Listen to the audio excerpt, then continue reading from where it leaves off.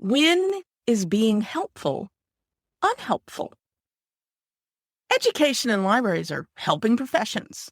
A lot of us go into these fields, at least in part, because we want to do the work that has the potential to make the world a better place.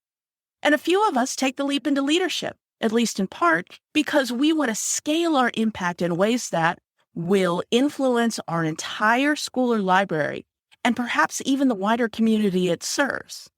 But there's a paradox in leadership that many new leaders struggle with. And to be honest, it's one I still fight from time to time. More often than we'd like to admit, being helpful is actually unhelpful.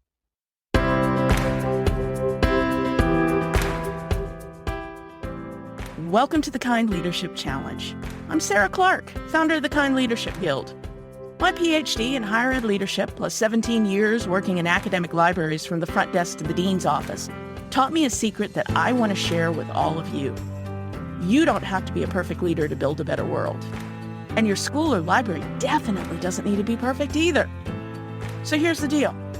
Educational and library leaders like you give me 5 to 10 minutes of your Monday morning. In return, I'll empower you to heal yourself and your school or library. No long interviews, no celebrities, no lectures, no nonsense. Just short stories and simple challenges you can implement this week. Each challenge is designed to coach you in the confidence, skill, and trust you need to let go of a little control.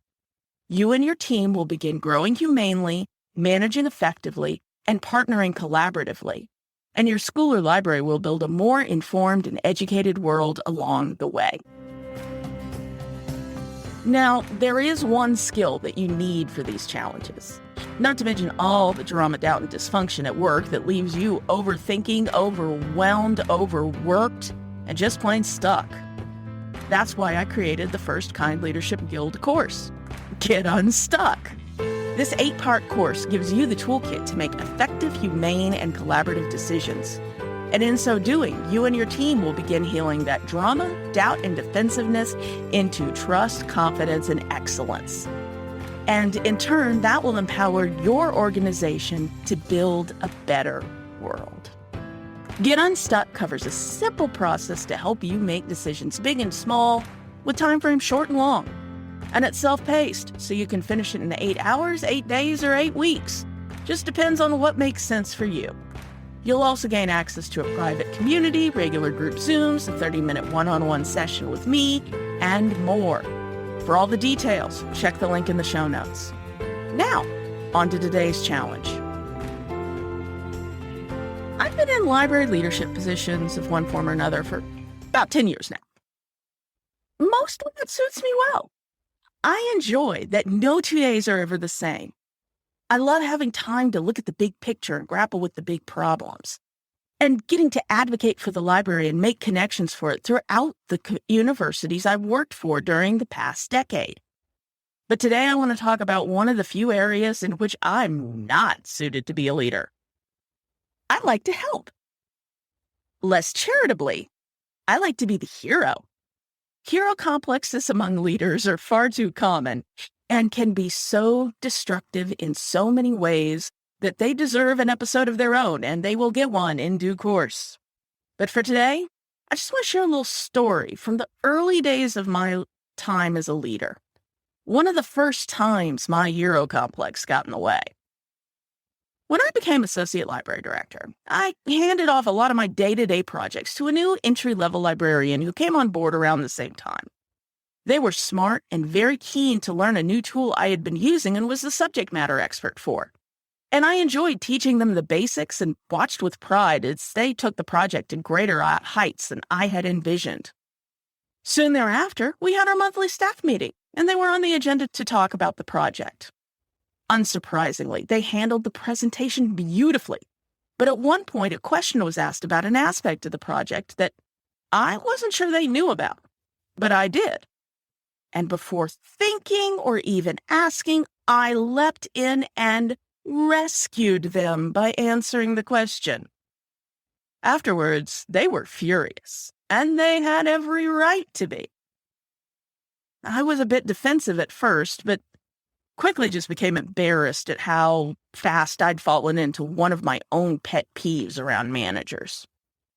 I apologized for overstepping, and we moved on, but our working relationship was never quite the same. I thought I was helping, but in reality, all I was doing was damaging a trusting relationship. Which brings me to the moral of today's story.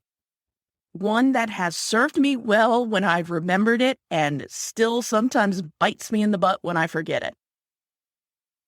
When in doubt, sit on your hands.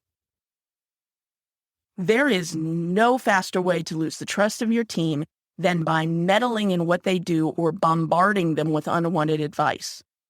Show you believe in them by giving them a task and then staying out of their way. They will feel trusted, they will feel safe, and they will climb to new heights because they know you believe in them enough to let them shine. So here's your challenge for the week. Is a team member struggling with something that you're just itching to help with? Don't. Sit back, keep watching, and wait until specifically asked for help, unless your distance is causing clear and present danger to the organization that outweighs the risk of undermining trust and psychological safety with that team member. Make it clear you're there if needed, and then stay out of the way. Find your own project. Get out of the building and go do some community outreach or networking. Heck, take up knitting if it comes down to it.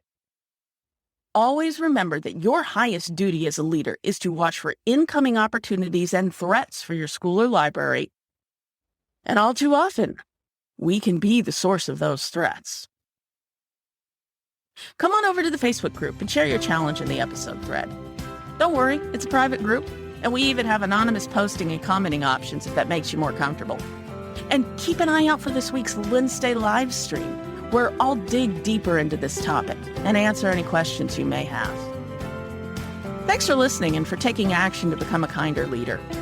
If you found this episode insightful, give us a like or review, or even better, share this challenge with a colleague. Never doubt that day by day you're building a better world, even if you can't see it yet. So until next time, stay kind now.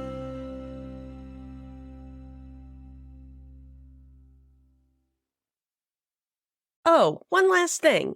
If you're ready to take on this week's challenge but not sure how to start, head over to kindleadershipchallenge.com/next to download the Next Steps checklist.